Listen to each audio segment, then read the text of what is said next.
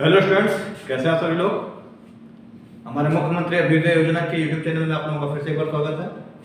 और आज के टॉपिक में हम लोग बात करेंगे the most important topic, Indian rebellion of 1857 यानी 1857 की जो भारतीय क्रांति हुई उसके बारे में बात करेंगे। तो ये टॉपिक स्टार्ट करने से पहले हम लोग इसके पहले इसका जो एक पृष्ठभूमि जो तैयार हो रही थी, इसका जो एक आधार तैयार हो रहा था, उसके बारे में हम लोग बात कर लेते हैं कि आखिर क्या वो कारण थे जो 1857 की क्रांति के रूप में जो परिणत हुए, या 1857 के एक रिवोल्ट के रूप में, एक सैनिक विद्रोह के रूप में वो हमारे सामने प्रकट होता है। और क्या ये जो 1857 का विद्रोह था वो सिर्फ एक सैनिक विद्रोह ही था, या फिर सैनिक विद्रोह से भी कुछ आगे बढ़ करके वो आम जनता का भी एक विद्रोह था। तो हमें इसके बारे में समझने के लिए हमें थोड़ा सा इसकी हिस्ट्री में जाना पड़ेगा। हम लोगों ने अपने लास्ट टॉपिक में हम लोग बात कर रहे थे कि आंग्ल और मराठाओं के जो संबंध हैं, सिखों के साथ, क्योंकि हम लोगों ने देख लिया बंगाल के साथ अंग्रेजों ने पहले तो सहायक संधि की, और उसके बाद जब पूरी तरीके से ये सिखों के साथ भी 1848 के 49 के आसपास जब सिखों के ऊपर भी अपना अधिकार स्थापित कर लेते हैं, तब फिर उस समय तत्कालीन जो गवर्नर जनरल था लॉर्ड डलहौजी, इसने बहुत सारे राज्यों के साथ, तकरीबन 8 राज्य थे इसके, जो है ये 1848 से लेकर के 56 तक गवर्नर जनरल के रूप में भारत में रहता है। और इस समय इसने 8 राज्यों के साथ जो ये लेके आया था डॉक्ट्रिन ऑफ लैप्स की नीति, यानी व्यक्तिगत सिद्धांत की नीति, उसके तहत इसने 8 राज्यों को शामिल कर लिया था। हम लोगों ने देखा कि बंगाल पर नियंत्रण स्थापित हो ही गया था, वहाँ की जो जनता है उसके अंदर भी असंतोष एक व्याप्त हो ही रहा था। फिर हम लोग देखते हैं कि उसी क्रम में मैसूर हो गया, मराठे हो गए, और अंत में आते आते इसने सिखों के ऊपर भी इन लोगों ने अधिकार स्थापित कर लिया। सिखों के बारे में हम लोग लास्ट टॉपिक जो पढ़ रहे थे, हम लोगों ने पढ़ा था सिखों के 10 गुरुओं तक, सिखों के 10 गुरु पढ़ लिए थे हम लोग। उसके बाद फिर हम लोग अगर देखते हैं तो सिख साम्राज्य में जो सिखों का एक पूरा पीरियड आता है, एरा आता है, उसमें सबसे ज्यादा महत्वपूर्ण जो शासक हमें दिखाई देता है, या सबसे महत्वपूर्ण जो शासक का उदय होता है, वो है महाराजा रणजीत सिंह। ठीक है, महाराजा रणजीत सिंह उस समय सिखों के शासक, उस पूरे पंजाब राज्य के शासक बनते हैं। इस समय जो पूरा पंजाब राज्य है, जो सिख संप्रदाय है, ये 12 मिसलों में विभक्त था। ठीक है, 12 मिसलों में विभक्त था। इन 12 मिसलों में एक मिसल थी जिसका नाम था सुकरचकिया, और इस सुकरचकिया मिसल के प्रधान थे महाराजा रणजीत सिंह। ठीक, तो देखिए जब महाराजा रणजीत सिंह जब शासक बनते हैं, तो महाराजा रणजीत सिंह के साथ तो अंग्रेजों के संबंध काफी बेहतर रहे। महाराजा रणजीत सिंह चूंकि ऐसा नहीं था कि वो कमजोर शासक थे, काफी योग्य, और काफी उस समय जो सिख हैं वो सबसे ज्यादा शक्तिशाली, बहुत ज्यादा संगठित रूप में हमें दिखाई देते हैं। लेकिन फिर भी रणजीत सिंह ने एक संगठित सेना होने के बावजूद भी, एक कुशल नेतृत्वकर्ता होने के बावजूद भी, रणजीत सिंह ने अंग्रेजों के साथ डायरेक्ट भिड़ने से वो बचते रहे, और इसी वजह से इनने अंग्रेजों के साथ अमृतसर की संधि की। ठीक, अप्रैल 1809 में महाराजा रणजीत सिंह और अंग्रेजों के बीच में अमृतसर की संधि होती है, और इस अमृतसर की संधि के द्वारा जो सतलज जो नदी है उसको सीमा रेखा निर्धारित कर लिया जाता है, और सतलज के उत्तर का क्षेत्र सिखों को प्राप्त हो जाता है, और सतलज के दक्षिण का जो क्षेत्र है वो अंग्रेजों के नियंत्रण में चला जाता है। तो अमृतसर की एक संधि होती है 1809 में। इस अमृतसर की संधि के द्वारा अंग्रेजों और सिखों के मध्य संबंध काफी सुगम रहते हैं, काफी शांतिपूर्ण संबंध रहते हैं। लेकिन 1839 ईस्वी में, ठीक है, लेकिन 1839 ईस्वी में, देखिए आज हम लोग केवल आज की टॉपिक में बात करेंगे 1857 के विद्रोह के पीछे के कारण क्या थे, कैसे वो विद्रोह किस तरीके से एक आग सुलग रही थी, जो कि 1857 में विस्फोट के रूप में हमें दिखाई देती है। तो आज की क्लास में हमको केवल ये समझना है कि आखिर क्या वो कारण थे जिन्होंने 1857 के विद्रोह का रूप धारण कर लिया। कल की क्लास में हम लोग पूरी तरीके से 1857 की क्रांति को पढ़ेंगे, कौन कौन से उस समय जो प्रभावशाली नेता हैं, किनने अपना नेतृत्व प्रदान किया विद्रोह को, फिर उस विद्रोह में क्या घटनाएं हुई, कैसे उस विद्रोह का दमन हुआ, ये सारी बातें हम लोग कल की क्लास में पढ़ेंगे। तो आज की क्लास में हम केवल इसकी एक बैकग्राउंड पढ़ना है, इसकी हिस्ट्री पढ़नी है, किस तरीके से ये जो 1857 की क्रांति है ये अस्तित्व में आ रहा है, उसके पीछे क्या कारण रहा है। तो देखिए 1839 ईस्वी में क्या हो रहा है, महाराजा रणजीत सिंह की मृत्यु हो गई।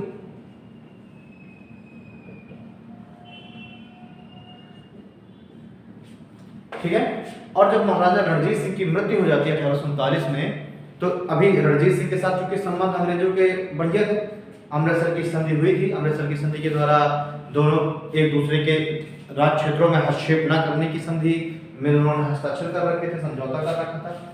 लेकिन 1839 में रणजीत सिंह की जब मृत्यु हो जाती है तो इनका कोई भी उत्तराधिकारी इतना योग्य एवं दूरदर्शी साबित होता नहीं है। कोई भी इनका उत्तराधिकारी ऐसा था नहीं जो योग्यता का परिचय दे, काफी योग्य हो या दूरदर्शी हो, कुशल हो। सारे जो उत्तराधिकारी हुए वो अयोग्य ही होते हैं। ठीक है, तो इस इन्हीं उत्तराधिकारियों में एक का जिक्र होता है दिलीप सिंह। ठीक है, इनका एक उत्तराधिकारी था दिलीप सिंह।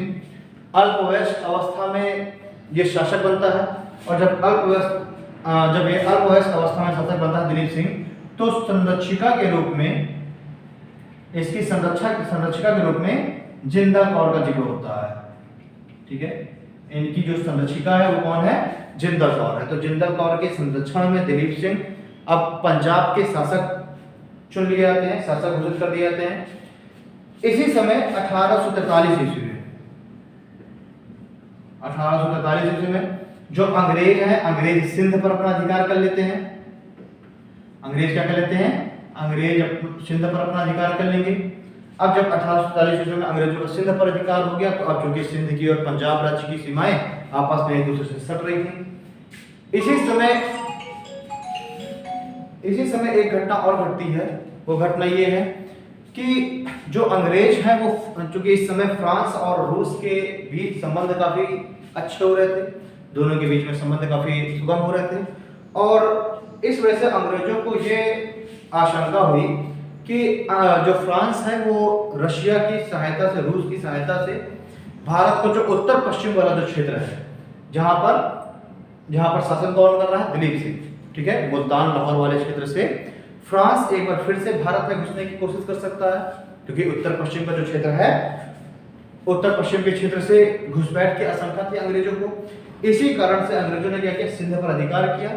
अब सिंध पर अधिकार किया तो सिंध को स्थायित्व देने के लिए अंग्रेजों के लिए आवश्यक था कि पंजाब पर भी अंग्रेजों का अधिकार हो, और यही कारण था कि अंग्रेजों ने अब, क्योंकि रणजीत सिंह के समय तक तो सामान्य नहीं चीजें, लेकिन रणजीत सिंह की मृत्यु के पश्चात अब अंग्रेजों की निगाह पड़ गई पंजाब के ऊपर, क्या पंजाब को भी अपने अधिकार क्षेत्र में ले लिया जाए। और ये योजना बना ही रहे थे कैसे लिया जाए, तो इसी के बीच में जो सिख सैनिक हैं, जो पंजाब के जो सैनिक हैं, वो जो है एक मौका उनको प्रदान कर देते हैं। और मौका क्या था कि जो सिख जो सैनिक है वो जिंदल कौर से परमिशन लेकर के, और चूंकि सतलज नदी को अंग्रेजों और सिखों के बीच में निर्धारक रेखा मान लिया गया था, तो सतलज नदी के दक्षिण में आकर के और सिख सैनिक अंग्रेजों के ऊपर आक्रमण कर देते हैं, या अंग्रेजों का जो टेरिटरी है, अंग्रेजों का जो क्षेत्र है, उस क्षेत्र पर क्या करेंगे, ये आकर के आक्रमण कर देंगे। अब जब अंग्रेजों को पता चला आक्रमण हो गया, क्योंकि अब सतलज नदी तो सीमा रेखा का निर्धारण करती है। अब जब सिखों के द्वारा सतलज के दक्षिण में आके आक्रमण कर दिया जा रहा है उस कबीले पर, वहां जो भी बस्ती थी, तब तो अंग्रेजों को एक मौका मिल गया। अंग्रेजों को मौका मिल गया तो अंग्रेजों ने तुरंत क्या किया, 1844 ईस्वी में ही, ठीक है, ये घटना का की है, सॉरी 1847 में सिंध पर अधिकार हुआ। 1844 ईस्वी में, 1844 के दिसंबर में क्या होता है कि ये जो सैनिक हैं पंजाब के, ये आक्रमण करते हैं सतलज नदी के दक्षिण में, और तुरंत ही प्रथम आंग्ल मराठा युद्ध प्रारंभ हो जाता है। और यही कारण था, और इसी वजह से प्रथम आंग्ल मराठा युद्ध प्रारंभ हो जाता है।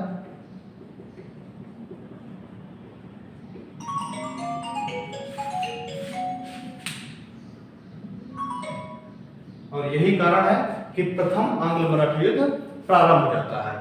ठीक, प्रथम आंग्ल मराठा युद्ध कब तक चला, 1844 से लेकर के और 1845 ईस्वी तक प्रथम आंग्ल मराठा युद्ध चलता है। तो 1844 ईस्वी में जब सिख सैनिकों ने आक्रमण कर दिया सतलज के दक्षिण में, तो अंग्रेजों को एक बहाना मिल गया, और ये बहाना ही प्रथम आंग्ल मराठा युद्ध के रूप में हमें 1844 से 45 तक जो चला तो उसके रूप में हमें दिखाई देता है। अब 1845 ईस्वी में, मार्च 1845 में अंग्रेजों और सिखों के मध्य एक संधि होती है जिसको हम कहते हैं लाहौर की संधि। ठीक है, लाहौर की संधि हुई। लाहौर की संधि प्रथम आंग्ल मराठा युद्ध का एक तरीके से समापन ना होकर के मात्र एक युद्ध विराम ही घोषित हुई, एकमात्र एक युद्ध विराम के रूप में हमें दिखाई देती है, क्योंकि 1845 जो लाहौर की संधि है ये सिखों के लिए एक अपमानजनक संधि थी, और इसी कारण से एक बार फिर से अंग्रेजों और सिखों के बीच संघर्ष प्रारंभ हो जाता है। अब जब संघर्ष दोबारा से प्रारंभ हो जाएगा तो फिर दिसंबर 1845 में पुनः एक संधि होगी, और इस संधि को हम बोलते हैं भैरोवाल की संधि, और इस संधि को हम बोलते हैं भैरोवाल की संधि। ठीक है, तो ये जो प्रथम आंग्ल मराठा युद्ध हुआ इसके अंतर्गत दो संधियां हमें ध्यान देनी है। लाहौर की संधि जो कि मार्च 1845 में हुई, ये मात्र एक युद्ध विराम ही साबित हुई, क्योंकि इस संधि के कुछ समय पश्चात एक बार फिर से संघर्ष प्रारंभ हो गया। और जो प्रथम आंग्ल मराठा युद्ध है उसके अगर समापन देखें हम तो भैरोवाल की संधि के द्वारा प्रथम आंग्ल मराठा युद्ध खत्म होता है। ठीक है, चलिए अब इस युद्ध के पश्चात युद्ध तो समाप्त हो गया, लेकिन जो सिख हैं वो अपने आप को अभी अपमानित महसूस कर रहे थे। अंग्रेजों ने उनके ऊपर जो संधि की जो शर्तें लगाई वो शर्तें भी सिखों के लिए अपमानजनक थी, और इसी का कारण हुआ कि 1848 में पुनः एक बार संघर्ष प्रारंभ हो गया। ठीक है, और इसी के फलस्वरूप 1848 में पुनः एक बार संघर्ष प्रारंभ हो गया, और जो दोबारा संघर्ष प्रारंभ हुआ 1847 में, इसी को हम कहते हैं द्वितीय आंग्ल मराठा युद्ध, द्वितीय आंग्ल सिख युद्ध, द्वितीय आंग्ल सिख युद्ध। ठीक है, कब प्रारंभ होता है? 1848 ईस्वी में, और 1849 में द्वितीय आंग्ल मराठा युद्ध भी समाप्त हो जाता है।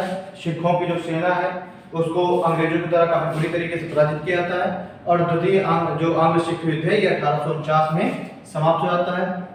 और इस युद्ध की समाप्ति के पश्चात अब अंग्रेजों के जो सिख हैं, सिख और अंग्रेजों के मध्य एक संधि होगी।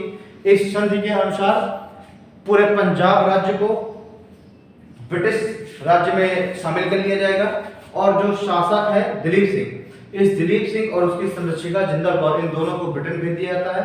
ठीक है, इन दोनों को 50,000 पाउंड का पेंशनर बना करके 50,000 पाउंड की पेंशन दे करके और इनको ब्रिटेन भेज दिया जाता है। इस तरीके से हम लोग देखेंगे कि 1849 ईस्वी में जो पंजाब का क्षेत्र है ये पंजाब भी अंग्रेजों के नियंत्रण में चला गया। इस समय गवर्नर जनरल कौन है? 1848 में गवर्नर जनरल बनकर गया था लॉर्ड डलहौजी। लॉर्ड डलहौजी एक बहुत ही उसकी प्रसिद्ध नीति थी डॉक्ट्रिन ऑफ लैप्स, व्यक्तिगत सिद्धांत की नीति, व्यक्तिगत की नीति। इस व्यक्तिगत सिद्धांत की नीति के अंतर्गत जो उस समय के जो महत्वपूर्ण राज्य हैं उन राज्यों को ब्रिटिश राज्य के अंतर्गत शामिल किए जाने की नीति थी लॉर्ड डलहौजी की। तो उसी नीति के अंतर्गत पंजाब का भी विलय ब्रिटिश राज्य में जाता है।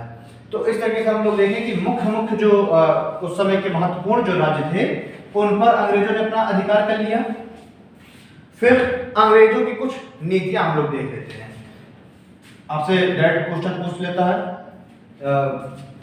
पीएससी वगैरह पूछेगा स्टेट पीसीएस में कि रिंग ऑफ फ्रेंड्स की नीति का प्रोड्यूसर कौन है? रिंग ऑफ फ्रेंड्स की नीति किसने लागू की? तो हम लोग कुछ महत्वपूर्ण नीति देख लेते हैं।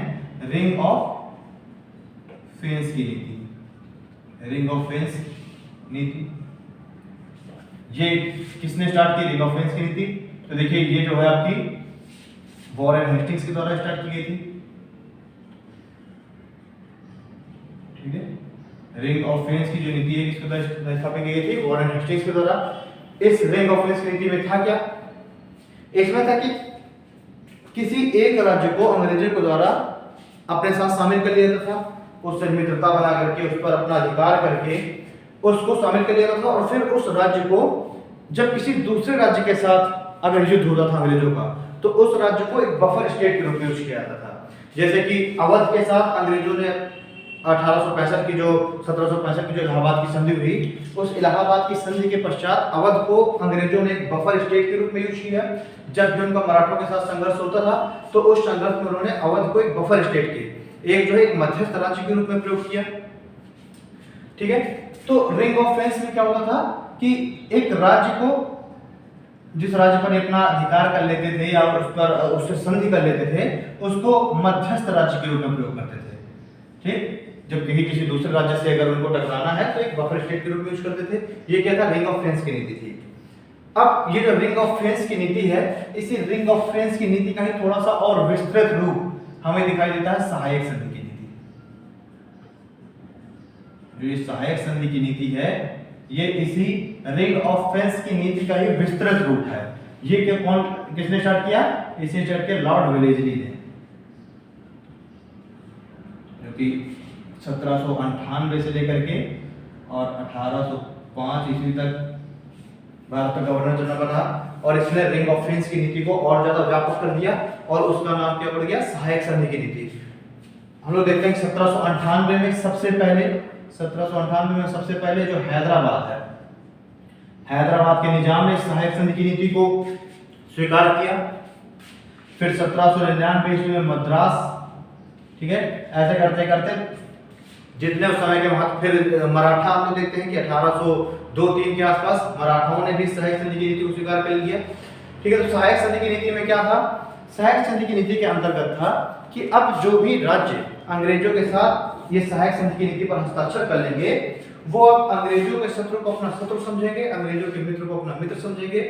साथ ही साथ अपनी राजधानी में ये जो भी राज्य सहायक संधि की नीति को एक्सेप्ट करेंगे, वो क्या करेंगे? अपनी राजधानी या कैपिटल में एक अंग्रेज रेजिडेंट की नियुक्ति करवाएंगे। साथ ही साथ एक अंग्रेजी सेना भी अपने राज्य में रखेंगे और उस अंग्रेजी सेना का खर्च उस राज्य को देना पड़ेगा। ठीक है, और जब भी किसी अन्य राज्य के साथ अंग्रेजों का टकराव होता है तो इनको ये जो राज्य हैं जो सहायक संधि स्वीकार किए हुए हैं, इनको सैनिक और वित्तीय सहायता भी अंग्रेजों की करनी पड़ेगी। ठीक है, साथ ही साथ ये राज्य, ऐसे राज्य जो इस नीति पर हस्ताक्षर किए हुए हैं, ऐसे राज्य किसी भी अन्य राज्यों के साथ युद्ध नहीं कर सकते, संधि नहीं कर सकते।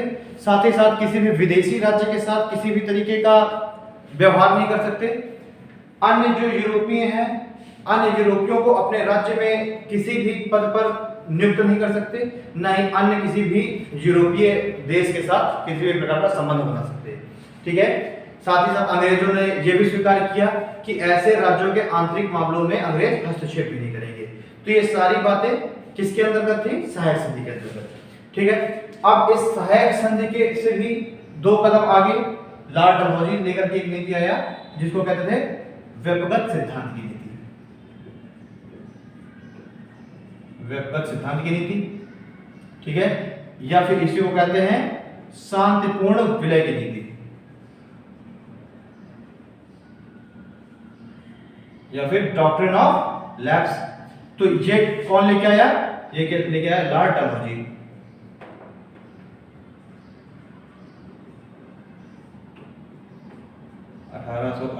से लेकर के 1856 तक के गवर्नर जनरल के पद पर रहा।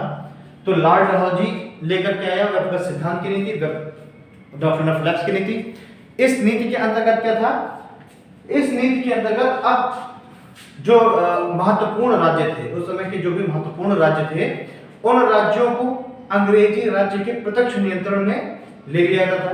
ठीक है, अंग्रेज क्या करते थे कि कोई ना कोई बहाना निकाल करके, जैसे कुशासन का बहाना निकाल लिया कि जो तत्कालिक राजा है वो अपने साम्राज्य में प्रशासन नहीं सही ढंग से कर पा रहा है, उसके राज्य में जो प्रजा है वो प्रजा में असंतोष व्याप्त है, ऐसे कोई ना कोई कारणों को लेकर के और राज्यों को ब्रिटिश साम्राज्य के अंतर्गत शामिल कर लिया था। साथ ही साथ लॉर्ड डलहौजी ने एक नीति लेकर के आया और उस नीति के अंतर्गत था कि अब जो दत्तक पुत्र है वो स्वीकार नहीं किया जाएगा। ठीक है, यानी कि शासक के बाद अगर उसका कोई वास्तविक पुत्र नहीं है तो दत्तक पुत्र को उत्तराधिकारी नहीं माना जाएगा। तो इन सब नीतियों का पालन करते हुए जो महत्वपूर्ण राज्य थे उनको ब्रिटिश राज्य के प्रत्यक्ष नियंत्रण में शामिल किया जाने लग गया।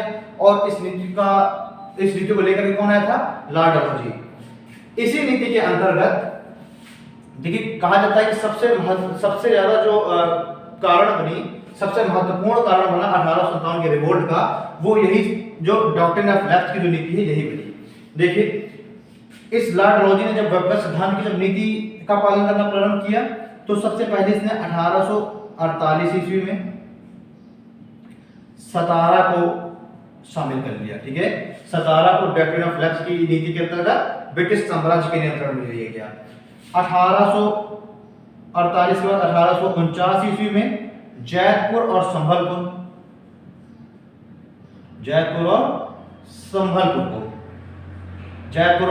को ले लिया गया ब्रिटिश साम्राज्य के नियंत्रण में।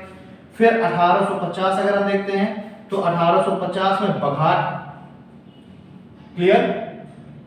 1852 में उदयपुर, ठीक है, 1852 में उदयपुर हो गया। 1853 में झांसी, 1854 में नागपुर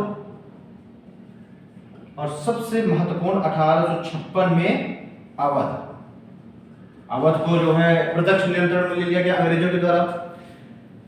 अब देखिए हम देख रहे हैं 1853 में झांसी को भी ब्रिटिश साम्राज्य के अंतर्गत ले लिया गया। तो झांसी में उस समय तत्कालीन जो शासक था गंगाधर था, उसकी मृत्यु हो गई थी। उसकी मृत्यु के पश्चात उसका कोई वास्तविक पुत्र था नहीं, इसलिए उन्होंने एक पुत्र को गोद लिया था।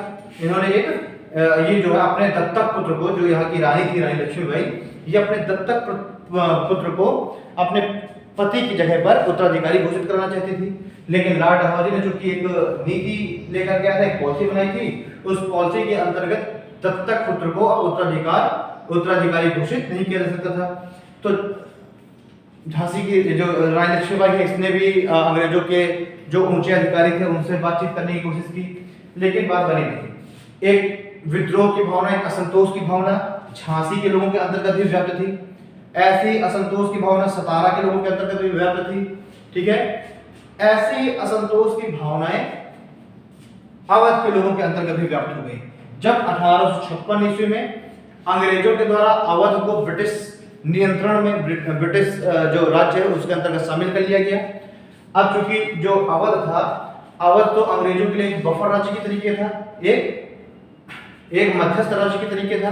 ठीक है, अवध के साथ अंग्रेजों का काफी पुराना एक समझौता था। उस समझौते के अंतर्गत अंग्रेजों ने अवध के नवाब को यह आश्वासन दिया था कि वो उनके आंतरिक मामलों में किसी भी प्रकार का हस्तक्षेप नहीं करेंगे। और इसी कारण से अवध का जो नवाब है वो जब भी कोई अंग्रेजों का जब भी किसी राज्य के साथ, चाहे वो मराठा हो या मैसूर हो, किन्हीं के साथ भी अंग्रेजों का जब विरोध होता था, जब भी संघर्ष होता था, तो उसमें अवध एक मध्यस्थ राज्य की भूमिका निभाता था। अवध जो है किसका साथ देता था?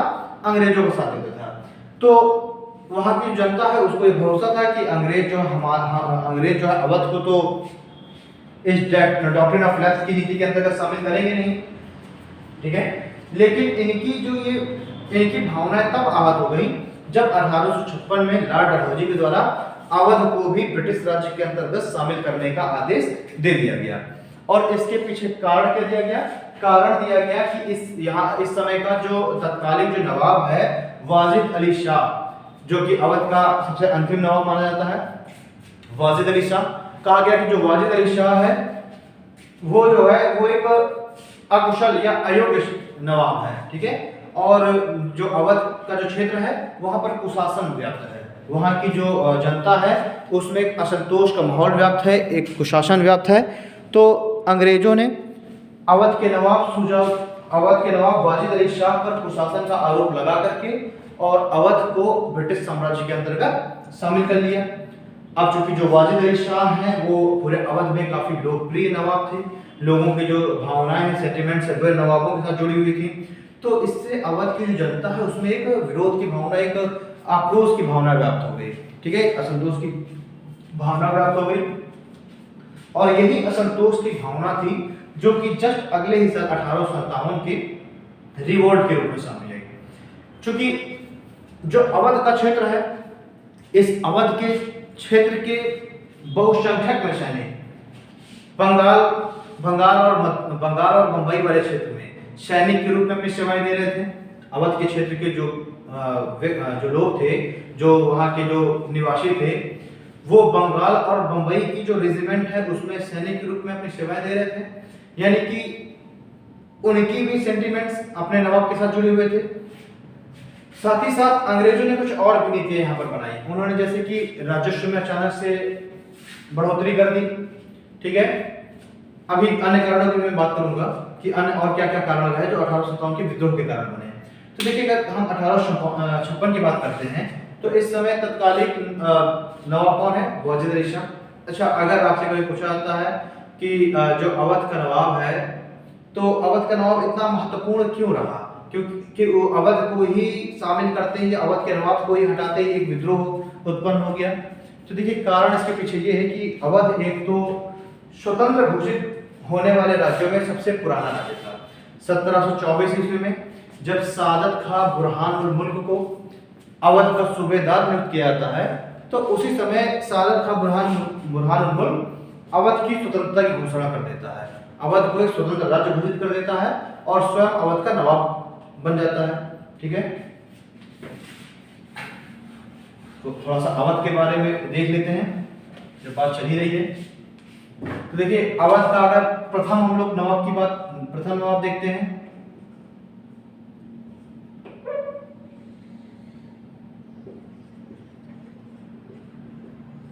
अवध का अगर हम लोग प्रथम नवाब देखते हैं तो 1724 ईस्वी में सादत खां बुरहान उल मुल्क, सादत खां बुरहान उल मुल्क, इसको ये जो कि आगरा का सूबेदार था, इसको अवध का सूबेदार बना के भेजा जाता है और ये अवध को अब एक स्वतंत्र राज्य घोषित करके और स्वयं उसका नवाब बन जाएगा। ठीक, 1724 से लेकर के 1739 तक, 1724 से लेकर 1739 तक ये सादत खां बुरहान उल मुल्क नवाब रहता है। 1739 से और 1754 तक, 1739 से 1754 तक सफदरजंग बंगाल का नवाब है। ठीक है, 1739 से 1754 तक सफदरजंग बंगाल का नवाब था। फिर हम देखते हैं 1754 से लेकर के और 1775 ईस्वी तक सुजाउद्दौला, जिसने कि मीर कासिम के साथ मिलकर के और बक्सर पर युद्ध लड़ा था अंग्रेजों के खिलाफ और 1765 में इलाहाबाद की संधि की थी। किसने? सुजाउद्दौला ने। ठीक, तो ये रहा नवाब। उसके बाद एक और नवाब का जिक्र आता है, उसका भी नाम सादत खां ही है। फिर जो अंतिम महत्वपूर्ण जो नवाब है वो हमको देखना है। बीच में और भी 2-4 नवाब हुए। अंतिम जो महत्वपूर्ण नवाब है वो बना वाजिद अली शाह। और वाजिद अली 1746 ईस्वी में वाजिद अली शाह नवाब बनता है, 1747 ईस्वी में। और 1756 ईस्वी में, सॉरी 1847 ईस्वी में वाजिद अली शाह अवध का नवाब बनता है और 1856 ईस्वी में इस पर कुशासन का आरोप लगा करके इसको वाजिद अली शाह को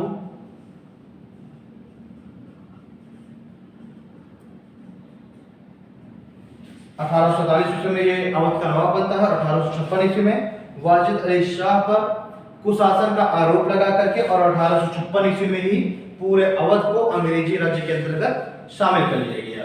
ठीक है, चलिए अब हम लोग देखते हैं कि इसी समय अवध की जो रानी है जिसका नाम है हजरत महल का एक पुत्र है जिसका नाम है बिजलिस कादिर। तो इस समय क्या हुआ कि नवाब की मृत्यु हो गई थी। नवाब की मृत्यु के पश्चात हजरत महल अपने पुत्र बिजलिस कादिर को, जो कि अल्पवयस्क अवस्था में है, बिजलिस कादिर ये भी दत्तक पुत्र ही है हजरत महल का बिजलिस कादिर को अगला नवाब घोषित करना चाहती हैं। अंग्रेजों ने उनको भी मना कर दिया, अंग्रेजों ने उनको भी जो बिजलिस कादिर है उसको उत्तराधिकारी घोषित करने नहीं दिया।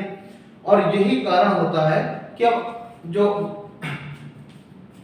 अवध का जो क्षेत्र है, अवध की जो जनता है, तो उसमें भी एक विद्रोह की भावना व्यक्त हो जाती है।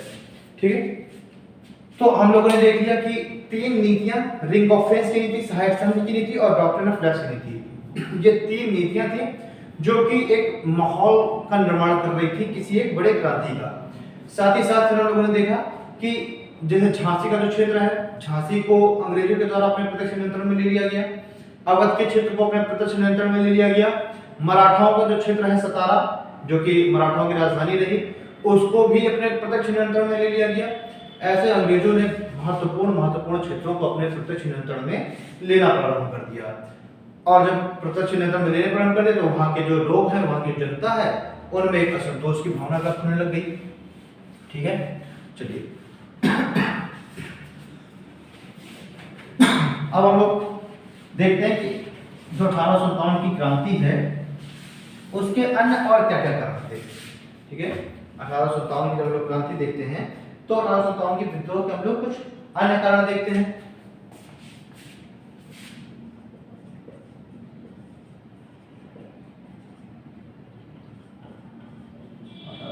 विद्रोह के हम लोग कारणों को देखते हैं। देखिए, हम लोग कारणों की बात करेंगे तो हम 2 तरह के कारणों की बात करेंगे, एक तो सामान्य कारण और दूसरा तात्कालिक कारण। पहला सामान्य कारण और दूसरा तात्कालिक कारण। सामान्य कारणों में हम लोग देखेंगे कि काफी पहले से क्या माहौल बन रहा है, क्या चीजें हो रही हैं, घटनाएं घट रही हैं जो कि 1857 की क्रांति का एक कारण बन जाती है बाद में। और तात्कालिक कारण में हम लोग देखेंगे अचानक से ऐसी क्या घटना हो गई जिसने उस क्रांति को अचानक से प्रज्वलित कर दिया, उस क्रांति को अचानक से, वो क्रांति अचानक से हो गई। ठीक, तो सामान्य कारणों में हम लोग देखेंगे जैसे कि राजनीतिक कारण, प्रशासनिक कारण, आर्थिक सामाजिक कारण और धार्मिक कारण। सामान्य कारणों के अंतर्गत हम लोग देखेंगे जैसे कि राजनीतिक कारण, सामाजिक कारण, आर्थिक कारण, धार्मिक कारण। ठीक, राजनीतिक कारण हो गया, सामाजिक हो गया, आर्थिक हो गया, धार्मिक हो गया और सैनिक कारण। ठीक है, तो सामान्य कारणों के अंतर्गत हम लोग देखते हैं राजनीतिक, सामाजिक, अच्छा एक कारण और देख लेंगे हम, प्रशासनिक कारण। ठीक है, तो अब क्या है इस राजनीतिक, प्रशासनिक, सामाजिक, आर्थिक, धार्मिक और सैनिक कारण आखिरकार है क्या, इनकी हम लोग बात करें तो देखिए, जब हम लोग राजनीतिक कारण की बात करेंगे तो राजनीतिक कारणों में चूंकि हम लोगों ने देख रखा है कि जो अंग्रेज हैं ये इन्होंने पहले तो सहायक संधि की नीति लेकर के आए, जो विलेजली लेकर के आया, और फिर डलहौजी की नीति आई। डलहौजी की जो नीति थी वेबकर सिद्धांत की नीति, इससे क्या हुआ, जो डलहौजी की नीति है इससे क्या हुआ कि जो राज्य थे, जो जैसे कि आपके झांसी हो गया, अवध हो गया, ये जो राज्य थे उनके राजनीतिक मामलों में अंग्रेजों ने हस्तक्षेप करना प्रारंभ कर दिया। जब इन्होंने सहायक संधि की थी उस समय इन लोगों ने इन्हें समझौता किया था कि इनके आंतरिक मामलों में हस्तक्षेप नहीं किया जाएगा, लेकिन जैसे ही लॉर्ड डलहौजी आता वो इस नीति को बदल करके और क्या करेगा कि अब इनके आंतरिक मामलों में हस्तक्षेप करना प्रारंभ कर देगा। और आंतरिक मामलों में हस्तक्षेप के अंतर्गत ही जो इन राज्यों के जो उत्तराधिकारी हैं उन उत्तराधिकारियों को अयोग्य घोषित कर दिया जाएगा। ठीक है, ठीक, और अगर कोई शासक की अचानक से मृत्यु हो गई तो अंग्रेज उस राज्य को ब्रिटिश साम्राज्य के अंतर्गत शामिल करने के प्रयास में लग जाएंगे। तो ये ऐसे कारण थे जो कि राजनीतिक कारण के रूप में 1857 के विद्रोह के रूप में हमारे सामने दिखाई देते हैं। ठीक है, डलहौजी ने कुछ जगह पर शांति के द्वारा, कुछ जगह पर युद्ध के द्वारा भी, कुछ जगह पर कुशासन का आरोप लगा करके इन सभी कारणों से ये सभी बहाने बना करके और राज्यों का विलय अंग्रेजी राज्य के अंतर्गत, अंग्रेजी साम्राज्य के अंतर्गत करना प्रारंभ कर दिया। ठीक है।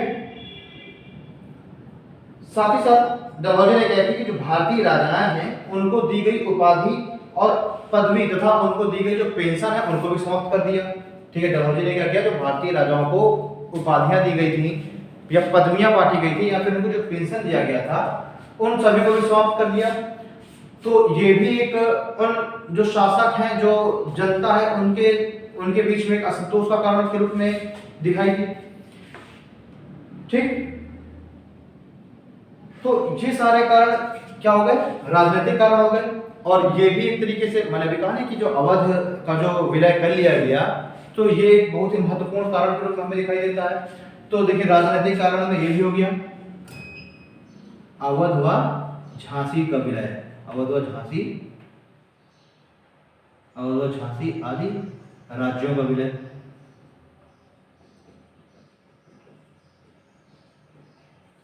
अवध झांसी आदि राज्यों का विलय ये किसमें आ गया, ये आ गया राजनीतिक कारण में। अगर हम लोग प्रशासनिक कारण में देखते हैं तो देखिए जो अंग्रेजी सेना थी, जो रेजिमेंट थे, उसमें भारतीय सैनिक भी होते थे, ब्रिटिश सैनिक भी होते थे, लेकिन उस रेजिमेंट में भारतीय और ब्रिटिश अंग्रेजी सैनिकों के बीच में भेदभाव की नीति व्याप्त थी। जो भेदभाव है, भेदभाव किया जाता था। उस भेदभाव के अंतर्गत क्या था,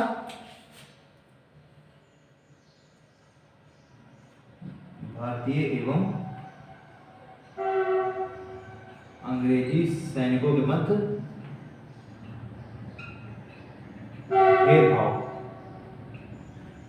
देखिए जो भारतीय जो सैनिक थे तो जो सैनिक पद पर होते थे, ठीक है, जो भारतीय लोग थे तो जो सैनिक पद पर होते थे वो अधिक से अधिक सूबेदार के पद पर पहुंच पाते थे, अधिक से अधिक वो सूबेदार के पद पर पहुंच पाते थे, वो अधिक से अधिक सूबेदार के पद पर पहुंच पाते थे। और उनका जो वेतन था वो 60 से 70 रुपए हुआ करता था। और यही जो ब्रिटिश जो सैनिक होते थे वो और ज्यादा ऊंची रैंक पर पहुंच जाते थे, उनका वेतन भी ज्यादा होता था। साथ ही साथ जो असैनिक पद होता था उसमें भारतीय अधिक से अधिक डिप्टी कलेक्टर के पद पर पहुंच पाते थे और उनका वेतन भी अधिकतम 400 से 500 रुपया होता था।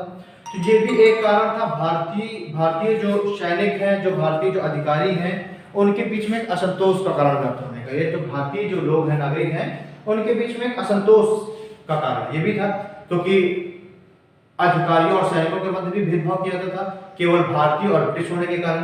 ठीक है। तो ये क्या हो गया, ये एक तरीके से प्रशासनिक कारण हो गया।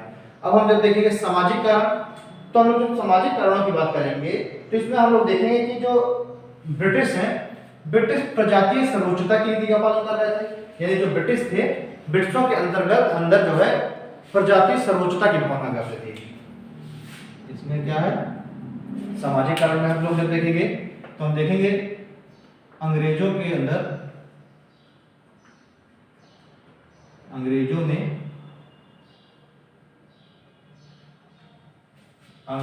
क्या था कि अंग्रेजों में प्रजातीय सर्वोच्चता की भावना व्यक्त थी।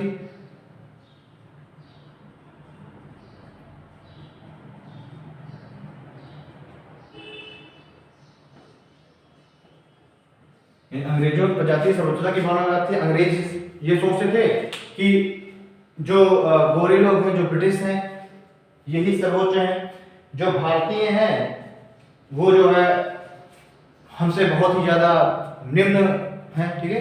तो एक भेदभाव की नीति का पालन करते थे, अपने आप को सर्वोच्च समझते थे, सोचते थे कि शासन करने का अधिकार सिर्फ ब्रिटिश के पास है, भारतीयों को शासन करने का अधिकार ही नहीं है। तो एक तरीके से क्या है कि अंग्रेजों के भीतर एक सामाजिक, अगर हम कारण देखें तो अंग्रेजों की जो प्रजातीय सर्वोच्चता की भावना है, ये भी कहीं ना कहीं भारतीयों के बीच में एक असंतोष का कारण के रूप में हमें दिखाई देती है। ठीक है। यानी अंग्रेज जो अपने आप को प्रजातीय रूप से सर्वोच्च मानते थे और ये मानते थे कि शासन करने का अधिकार सिर्फ ब्रिटिश लोगों को ही है। अब हम लोग आर्थिक कारणों में देखेंगे तो आर्थिक कारणों में हम लोग देखते हैं कि जो अंग्रेज जो नई कृषि नीति लेके आए, जो नई भू राजस्व नीति लेके आए, जो नई व्यापारिक और औद्योगिक नीति लेके आए। ठीक है। तो ये है आर्थिक कारणों में। भू राजस्व नीति, औद्योगिक एवं व्यापारिक नीति। तो अंग्रेजों की जो भू राजस्व नीति है, जो नई कृषि नीति लेके आए, नई औद्योगिक एवं नई जो व्यापारिक नीति लेके आए। अब औद्योगिक नीति कैसे थी, जैसे उस समय तत्कालिक अगर हम देखते हैं 18वीं शताब्दी के 19वीं शताब्दी के हम प्रारंभ का दौर देखें या फिर 18वीं शताब्दी के अंत का दौर देखें, तो इस समय जो ब्रिटिश जो भारतीय वास्तुकार हैं, भारतीय जो दस्तकार हैं, ठीक है, भारतीय शिल्पी हो गए, भारतीय दस्तकार हो गए, जो बुनकर वगैरह हो गए, ये काफी बढ़िया कंडीशन में थे। ये जो वस्त्र वगैरह बुनते थे, इनकी मांग भी काफी अच्छी थी, ठीक है। इनके जो मुख्य उपभोक्ता थे वो थे जो उस समय के जमींदार थे, जो नवाब राजा वगैरह थे, तो ये काफी अच्छी कंडीशन में थे। लेकिन अब अंग्रेजों ने क्या किया कि इन भारतीय दस्तकारों को, भारतीय जो शिल्पी हैं, इनके जो है इनके ऊपर टैक्स बढ़ा दिया। और साथ ही साथ उधर ब्रिटेन में क्या हुआ था, ब्रिटेन में औद्योगिक क्रांति प्रारंभ हो गई थी। तो ब्रिटेन से जो मशीनों के द्वारा बन करके जो वस्त्र आ रहे थे, उनको टैक्स फ्री कर दिया गया। इससे क्या हुआ कि जो भारतीय जो बुनकर हैं, उनका पूरी तरीके से व्यापार ही ठप हो गया, ठीक है। अब भारतीय मार्केट में अब जो इंग्लैंड से बन करके जो सूती वस्त्र आ रहे हैं, वो जो है उनकी मांग ज्यादा हो गई, क्योंकि वो टैक्स फ्री थे। और भारतीय जो बुनकर हैं, उनके जो है उनके द्वारा बनाए गए जो कपड़े हैं, उनमें टैक्स बहुत ज्यादा वसूला जा रहा था। भू राजस्व की अगर बात करें तो भू राजस्व भी लगभग दोगुना कर दिया गया। मुगल काल में जो भू राजस्व था, उससे लगभग 2 गुना भू राजस्व कर दिया गया, ठीक। तो ये भी एक कारण रहा, क्योंकि भू राजस्व की दर इतनी अधिक बढ़ गई थी कि जो किसान हैं, जो आम जनता है, वो उतने बड़ी भू राजस्व का भुगतान नहीं कर पा रहे थे। हम लोगों ने देखा उद्योग धंधों को भी चौपट कर दिया था अंग्रेजों ने। यहाँ से जो कच्चा माल है उसको ब्रिटेन भेजा जा रहा था, और ब्रिटेन से फिनिश्ड गुड बना हुआ जो माल है वो भारत लेके आ रहे थे। और भारत में टैक्स फ्री उनको ऑपरेट करने की अनुमति मिल रही थी। भारतीय व्यापारियों को के ऊपर टैक्स अधिक लगा दिया गया था। तो ये जो आर्थिक कारण है, ये भी क्या हुआ, ये भी एक चिंगारी के रूप में काम, ये भी धीरे धीरे 1857 के विद्रोह के रूप में सामने आए बाद में। फिर हम देखें कि सबसे ज्यादा अगर कोई कारण महत्व रखता है तो वह धार्मिक कारण, ठीक। उस समय के जो लोग हैं वो क्या अपने धर्म को लेकर के काफी ज्यादा होते हैं, सेंसिटिव थे। अब क्या हुआ कि जो भारतीय हैं उनको धीरे धीरे ऐसा लगने लगा कि अंग्रेज उनके धर्म को, उनकी जाति को भ्रष्ट कर रहे हैं, क्योंकि इसी समय भारत में ईसाई मिशनरियों की आगमन प्रारंभ हो गया। ईसाई मिशनरियों की भारत में प्रवेश होना प्रारंभ हो गया। और जो ईसाई मिशनरी हैं वो जो है अंग्रेज छावनियों में जो सैनिक छावनियां हैं उनमें जा करके गांव में घूम करके और ईसाई धर्म का प्रचार प्रसार कर रहे थे। अंग्रेज भी ईसाई धर्म के प्रचार प्रसार के लिए ईसाई मिशनरियों को प्रमोट कर रहे थे।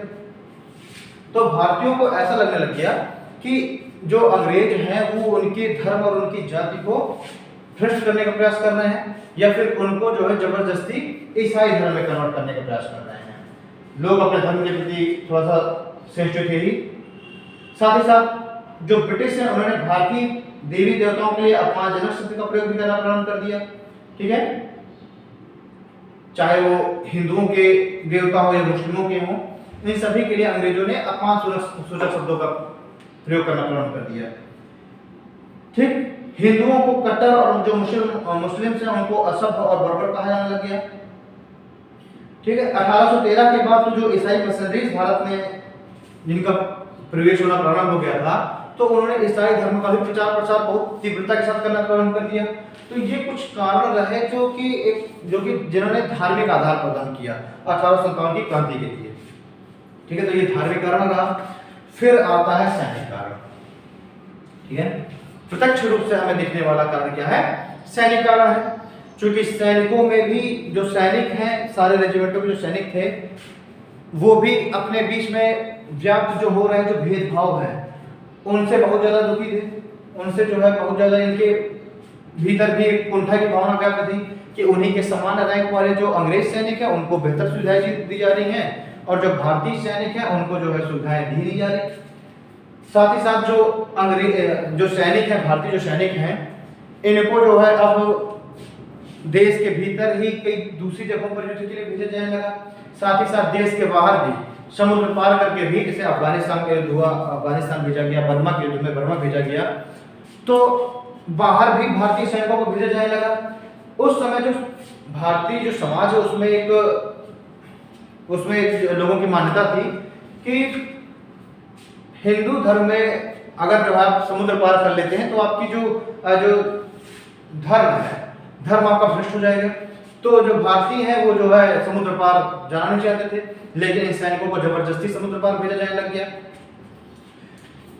ठीक, तो ये कुछ कारण रहे सैनिकों के भी असंतोष होने के, जो सैनिक है उनके भी असंतुष्ट होने के कारण रहे, क्योंकि सैनिकों के साथ क्या किया जा रहा था, भेदभाव किया जा रहा था। ठीक है, अब देखिए बंगाल की जो सेना है उसमें अधिकांश सैनिक अवध और उत्तर प्रदेश के ही थे, और अधिकांश जो है ऊंची जाति से संबंधित थे। अवध को 1856 में अंग्रेजों ने अपने ब्रिटिश साम्राज्य के अंतर्गत प्रत्यक्ष रूप से शामिल कर लिया। साथ ही साथ उच्च जाति के सैनिक थे और उनको जो है निम्न जाति के जो सैनिक है उन्हीं के साथ ही रखा जा रहा था, उन्हीं के साथ ही उनको जो है टेंट साझा करने के लिए कहा जा रहा था, भोजन साझा करने के लिए कहा जा रहा था। तो ये भी एक असंतोष हो गया इनके बीच में। चलिए ठीक है, तो ये जो है क्या हो गया, और फिर तत्कालीन समय क्या हुआ, समुद्र पार जाना भी एक धर्मभ्रष्ट बात मानी जाती थी और सैनिकों को जो है समुद्र पार करके भेजा जाने लग गया। तो ये जो है सैनिकों का एक कारण रहा, सैनिकों के साथ भेदभाव एवं समुद्र पार भेजा जाना, ये सैनिकों के विद्रोह का विरोध का कारण रहा। धार्मिक में देखेंगे ईसाई मिशनरियों का प्रवेश,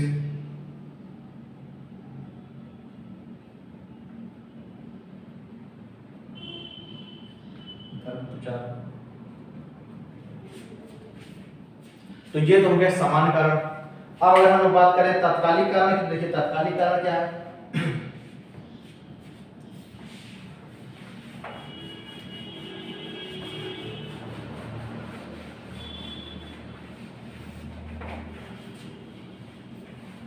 जो कि सामान्य कारण।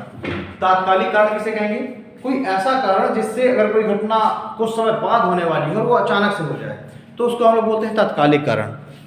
ठीक है, सामान्य कारण में तो ऐसे कारण होंगे जो कि धीरे धीरे जो है आधार प्रदान कर रहे हैं, लेकिन तात्कालिक कारण से अचानक से कोई घटना हो जाना। तो देखिए तात्कालिक कारण में क्या है, चलो तात्कालिक कारण देखेंगे। तो इस तात्कालिक कारण में सर्वप्रमुख जो हमें दिखता है वो दिखता है सैनिकों का विद्रोह, सैनिकों का जो एक सैनिकों के भीतर व्याप्त जो असंतुष्टि थी, ठीक है, जो कुंठा थी, उसका अचानक से फूट पड़ना, वो क्या था, तात्कालिक कारण में था।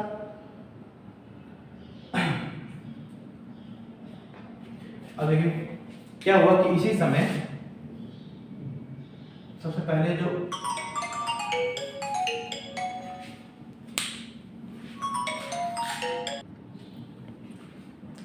देखिए सबसे पहले क्या हुआ कि जो 19 सैनिकों की जो 19वीं रेजिमेंट थी, कहाँ की, बुरहानपुर की, तो 19वीं रेजिमेंट में भी पहले सैनिकों के द्वारा एक बार विद्रोह किया गया।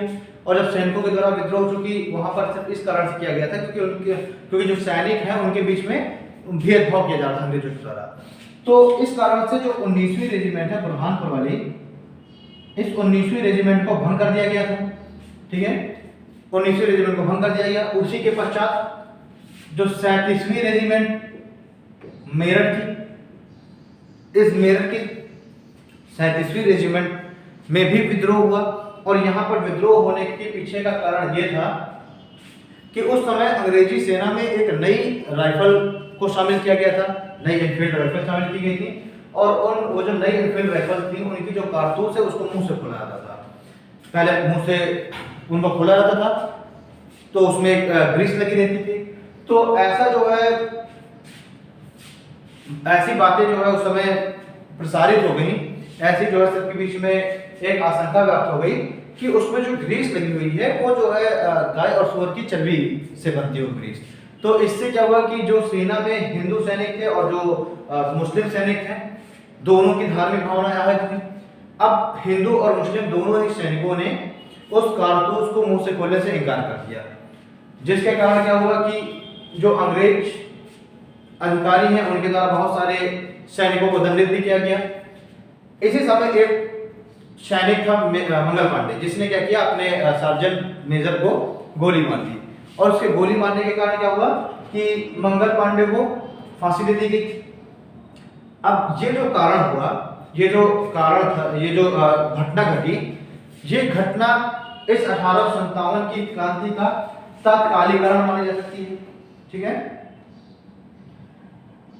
तो यही घटना क्या हुई, ये घटना 1857 की क्रांति का तात्कालिक कारण हो गई, और इस 37वीं रेजिमेंट को भी क्या कर दिया गया, भंग कर दिया गया। साथ ही साथ 7वीं रेजिमेंट, 7वीं जो रेजिमेंट थी, और ये 7वीं रेजिमेंट कहाँ की थी, अवध की थी। तो जब अवध के जो सैनिक हैं इन्होंने भी विद्रोह किया, विद्रोह भेदभाव को लेकर के भी हुआ। साथ ही साथ जो 1856 में जो नवाब को अपदस्थ कर दिया गया था और उस पूरे अवध क्षेत्र को ब्रिटिश साम्राज्य में शामिल कर लिया गया था, इसी कारण से यहाँ के सैनिकों ने भी विद्रोह किया। तो जो 7वीं रेजिमेंट है इसको भी भंग कर दिया गया।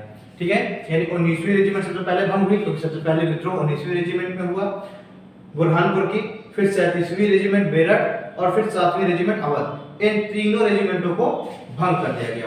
लेकिन ये जो कारण, यहाँ का जो कारण था मंगल पांडे को फांसी दे देना, साथ ही साथ उस जो कारतूस है उसमें चर्बी के मिले होने की आशंका का व्याप्त होना, ये क्या हुआ, ये 1857 की क्रांति का एक कारण, एक जो है तात्कालिक कारण बन करके हुई। ये क्या हो गया, ये कारण हो गया इस क्रांति के तात्कालिक कारण हो गया। अब क्या होता है कि 11 दिसंबर 1857 को, सॉरी 11 दिसंबर नहीं, 11 मई 1857 को सुबह ही मेरठ छावनी के जो मेरठ रेजिमेंट है, जो सैनिक हैं, उन्होंने विद्रोह कर दिया। यानी 10 मई की रात में ही मेरठ में विद्रोह कर दिया गया, और मेरठ में विद्रोह करके 10 मई 1857 को मेरठ छावनी के जो सैनिक हैं, मेरठ छावनी के सैनिकों ने विद्रोह कर दिया, और विद्रोह करके उन्होंने मेरठ छावनी के जो शस्त्रागार थे उनको लूट लिया, जो वहां पर जो बंदी बंद थे उनको छोड़ दिया गया। ठीक है, जो अंग्रेज जो अधिकारी हैं उनको मार दिया गया, और मार करके वो दिल्ली की ओर कूच कर दिए। 11 मई 1857 की सुबह में तड़के जो है ये दिल्ली प्रवेश कर गए। उस समय बिल्कुल अर्ली मॉर्निंग, सुबह का ही समय था। जैसे ही सैनिक सारे प्रवेश किए दिल्ली में, तब लोगों को पता चला कि आखिरकार जो है ऐसी कोई एक घटना घट गई है मेरठ में। ये सारे के सारे जो सैनिक है सीधे पहुंचे लाल किला पहुंचे। लाल किला में उस समय जो मुगल शासक, अंतिम मुगल शासक है बहादुर शाह जफर, जो कि अंग्रेजों का पेंशनर बन करके और अपना जीवन गुजार रहा है। उम्र भी काफी अधिक हो चुकी थी, तकरीबन 80-84 साल की उम्र थी उनकी। तो ये सारे के सारे जो विद्रोही सैनिक हैं वो पहुंचते हैं बहादुर शाह जफर के पास। अब बहादुर शाह को ये अपना नेतृत्वकर्ता घोषित करते हैं। बहादुर शाह पहले तो मना करते हैं, फिर बाद में अपने आप को वो इस पूरे विद्रोह का नेतृत्वकर्ता घोषित कर देते हैं। अब इन सैनिकों को एक नेतृत्वकर्ता मिल गया जो कि इनका नेतृत्व करेगा क्रांति के लिए। ठीक है, जल्द ही पूरे दिल्ली पर इन विद्रोही सैनिकों के द्वारा अधिकार कर लिया गया। अब जो है ये, चूंकि जो सैनिक हैं इन्होंने विद्रोह किया, जैसे जैसे लोगों को पता चला, वो चाहे किसान हो, आम जनता हो, ये सारे भी अंग्रेजों से पूरी तरीके से त्रस्त आ चुके थे। अंग्रेजों के खिलाफ इनके मन में भी कुंठा की भावना व्यक्त थी। तो जैसे ही सभी को पता चला कि जो भारतीय सैनिक हैं इन्होंने विद्रोह कर दिया है, तो इन आम लोगों ने भी इन सैनिकों का पक्ष लेना प्रारंभ कर दिया, इन सैनिकों का साथ देना प्रारंभ कर दिया, जिससे जो है जो सैनिक हैं उनके साथ आम जनता भी जुड़ गई। तो इस प्रकार से हम कह सकते हैं कि ये जो 1857 का जो विद्रोह है, ये मात्र एक सैनिक विद्रोह ना होकर के और आम जनता के द्वारा भी किया गया विद्रोह था। ठीक है, तो देखिए क्या होता है, 11 मई को उन्होंने दिल्ली में प्रवेश किया, 12 मई को दिल्ली पर अपना पूरा अधिकार स्थापित कर लिया गया। बहादुर शाह जफर को अपना नेता स्वीकार कर लिया गया। दिल्ली के जो सैनिक अधिकारी, दिल्ली में जो सैनिक अधिकारी था निकलसन, उसने विद्रोह करने का प्रयास किया, परंतु विद्रोहियों के द्वारा निकलसन की हत्या कर दी गई। अंततः जो है जो हड़सन अंततः जो है अंग्रेजों की तरह एक दूसरा अंग्रेजी अधिकारी भेजा गया, इसका नाम था हड़सन। हड़सन के नेतृत्व में विद्रोहियों पर आखिरकार काबू पा लिया गया और दिल्ली पर पुनः फिर से अंग्रेजों का अधिकार स्थापित हो गया। ठीक है, काफी समय तक करीब 3-4 महीने तक जो है जो विद्रोही हैं इनके द्वारा दिल्ली पर पूरी तरीके से अधिकार करके रखा गया था। वो इस समय इन अधिकारियों, ये जो सैनिक हैं, इन्होंने क्या किया था कि एक काउंसिल का गठन भी किया था। उस काउंसिल में 6 सैनिक अधिकारी होते थे और 4 सिविल अधिकारी, नागरिक अधिकारी होते थे, और ये 10 अधिकारी मिल करके और दिल्ली का जो प्रशासन वगैरह है, जो एडमिनिस्ट्रेशन है, उस एडमिनिस्ट्रेशन को कार्यान्वित करते थे। और जो बहादुर शाह जफर है उसको जो है एक संवैधानिक सम्राट के रूप में मान्यता प्रदान की गई थी। सारे जो भी प्रशासनिक कार्य थे वो उसी के हस्ताक्षर से हो रहे थे, उसी के अनुमति से हो रहे थे, बहादुर शाह जफर की। ठीक है, लेकिन क्या हुआ, आखिरकार दिल्ली पर अंग्रेजों के द्वारा पुनः नियंत्रण स्थापित कर दिया गया। फिर हम देखेंगे कि ये जो विद्रोह है ये तो हो गया दिल्ली में, दिल्ली में हो गया। दिल्ली में जो है निकलसन की हत्या कर दी गई और हडसन के द्वारा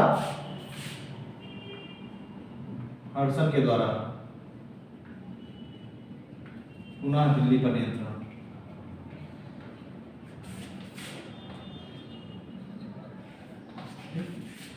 फिर हम देखेंगे लखनऊ। अब जो विद्रोह है, इस विद्रोह की चिंगारी कहां पहुंची? लखनऊ पहुंचती है। इस विद्रोह की चिंगारी लखनऊ पहुंची। तो लखनऊ में विद्रोह का आरंभ 4 जून को हुआ और विद्रोह का नेतृत्व बेगम हजरत महल के द्वारा किया गया। ठीक है, परंतु एक अंग्रेज अधिकारी कॉलिन कैम्पबेल के नेतृत्व में इस विद्रोह का दमन कर दिया गया। तो लखनऊ में विद्रोह का नेतृत्व किसने किया? बेगम हजरत महल ने।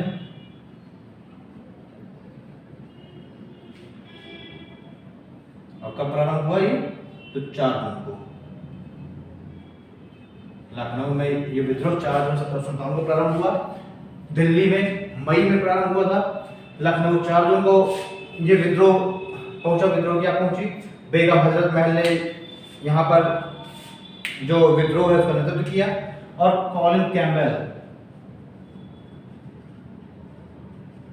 कैम्पबेल के द्वारा क्या हुआ? इस विद्रोह का दमन कर दिया गया। कॉलिन कैम्पबेल के द्वारा विद्रोह का दमन कर दिया गया। दिल्ली में भी आप देखिए, दिल्ली में नेतृत्व किसने किया था? दिल्ली में नेतृत्व किया बहादुर शाह। दिल्ली में इस विद्रोह का नेतृत्व किया बहादुर शाह जफर ने। हडसन के द्वारा दिल्ली पर अधिकार स्थापित कर लिया गया और जो बहादुर शाह जफर है इसको रंगून भेज दिया गया, इसको बर्मा भेज दिया गया। लखनऊ में नेतृत्व किया इस पूरे विद्रोह का बेगम हजरत महल ने, क्योंकि बेगम हजरत महल भी अपना जो पुत्र है बिजलिस कादिर उसको अगला नवाब घोषित करना चाहती थी। लेकिन अंग्रेजों ने क्या किया? हडसन नीति, जो डॉक्ट्रिन ऑफ लैप्स की नीति है, ठीक है, डॉक्ट्रिन ऑफ लैप्स की नीति के तहत, विलय की नीति के तहत लखनऊ का विलय कर लिया था अपने ब्रिटिश साम्राज्य के अंतर्गत। तो लखनऊ में भी असंतोष की भावना थी, वहां भी लोगों ने विद्रोह किया और जो विद्रोही सैनिक हैं उनका साथ देना प्रारंभ किया। फिर हम देखेंगे इसी के अगले ही दिन 5 जून 1757 को कानपुर में भी विद्रोह प्रारंभ हो गया। कानपुर में विद्रोह 5 जून 1757 को प्रारंभ हुआ। ठीक है, और यहां पर विद्रोह का नेतृत्व किया नाना साहब ने, जो कि अंतिम पेशवा बाजीराव द्वितीय, जिनको तृतीय आंग्ल मराठा युद्ध के पश्चात अंग्रेजों के द्वारा निष्कासित करके और कानपुर पिठूर के क्षेत्र में भेज दिया गया था और उनको अंग्रेजों का एक पेंशनर बना दिया गया था। तो उन्हीं का पुत्र था नाना साहब, जिसको अंग्रेजों के द्वारा अगला पेशवा स्वीकार नहीं किया गया। और जब स्वीकार नहीं किया गया तो नाना साहब भी आक्रोशित थे, जो उनके जो समर्थक हैं वो भी आक्रोशित थे। और इस कारण से जो नाना साहब हैं, जो कि बाजीराव द्वितीय के पश्चात पिठूर में रह रहे हैं, तो इन्होंने नाना साहब ने क्या किया? इसका नेतृत्व किया। नाना साहब कौन है? बाजीराव द्वितीय के पुत्र।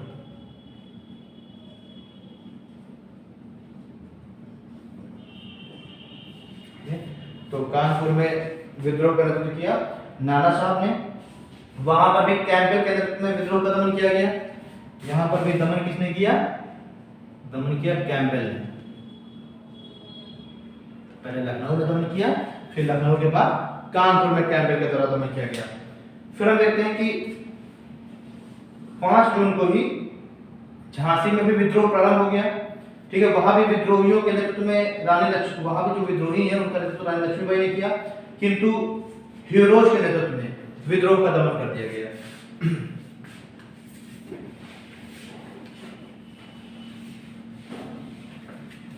कानपुर के पश्चात इस विद्रोह की जो आग है वह कहां पहुंचे? झांसी। तो झांसी में भी विद्रोह प्रारंभ हो गया। कब? 5 जून 1757 को ये विद्रोह का प्रारंभ हो गया झांसी में। और यहाँ पे नेतृत्व कौन कर रहा था? नेतृत्व कर रहा था रानी लक्ष्मीबाई। और दमन किसने किया? दमन कर दिया हीरोज ने।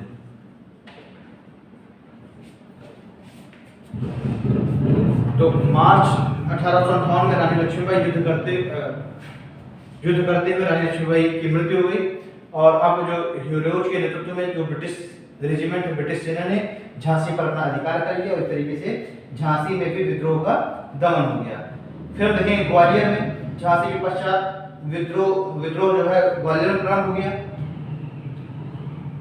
और वहां पर ग्वालियर के क्षेत्र में भी हीरोज के द्वारा ही इस विद्रोह का दमन कर दिया गया। फिर हम देखेंगे महत्वपूर्ण फैजाबाद में भी विद्रोह प्रारंभ हुआ और उसका नेतृत्व अहमदुल्लाह कर रहे थे। फैजाबाद में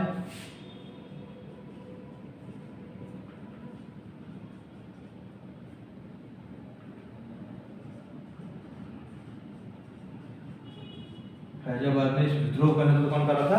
अहमदुल्लाह कर रहे थे। ठीक है, और इसका दमन किया गया कमांडर रेनॉल्ट के द्वारा। फैजाबाद में नेतृत्व कर रहे थे अहमदुल्लाह और साथ ही साथ बेगम हजरत महल, जो हजरत महल है, ये हजरत महल भी इनको समर्थन दे रही थी, इनकी मदद कर रही थी। और रेनॉल्ट, अंग्रेज अधिकारी जो रेनॉल्ट है, रेनॉल्ट के द्वारा इस विद्रोह का, जो फैजाबाद का विद्रोह है, इसका दमन किया गया।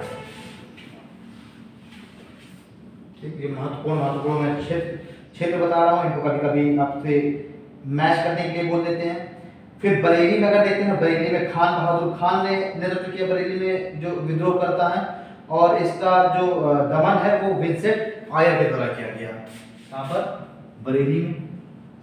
बरेली में रुहेलखंड के शासक का उत्तराधिकारी खान बहादुर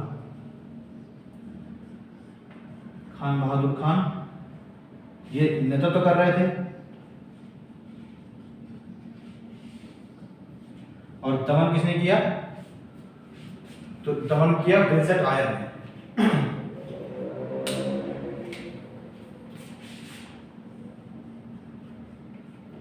विंसेंट आयर के द्वारा दमन किया गया बरेली में विद्रोह का।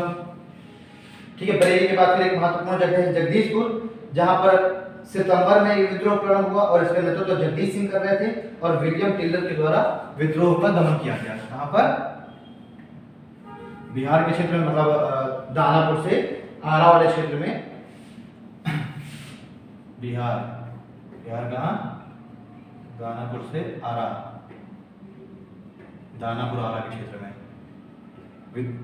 नेतृत्व कौन कर रहा था?